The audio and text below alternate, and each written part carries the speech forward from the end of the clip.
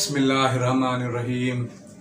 آج میں تمام افراد کو ایک خاص عمل بتا رہا ہوں۔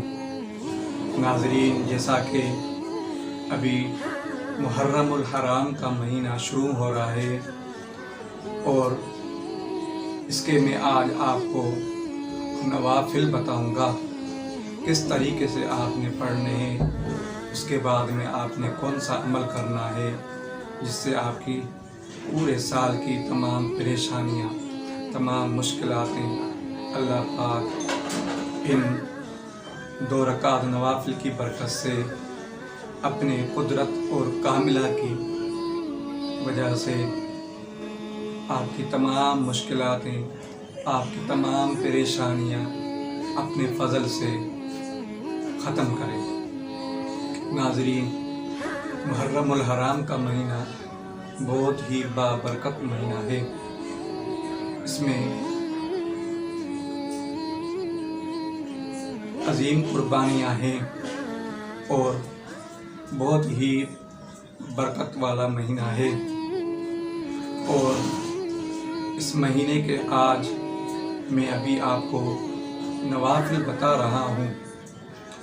آپ ناظرین جیسے محرم الحرام کا چاند دیکھتے ہیں تو اس کے بعد میں آپ ان نوافل کا اہتمام کریں۔ رات کے ٹائم پہ اگر آپ کو ٹائم مل سکتا ہے تو رات کو پڑھیں، اگر رات کو آپ کو ٹائم نہیں مل سکتا ہے تو پھر آپ دن میں کسی بھی ٹائم، زوال کے ٹائم نہ ہو، آپ پڑھ سکتے ہیں نوافل کو۔ ناظرین، آپ نے اس طرح پڑھنا ہے کہ 2 رکعت نماز صلاۃ الحاجات کی نیت سے پڑھیں، اور اس کے بعد میں آپ پہلی رکعت میں سورۃ الفاتحہ کے بعد میں آپ سورۃ الاخلاص کو 11 مرتبہ پڑھیں پہلی رکعت میں۔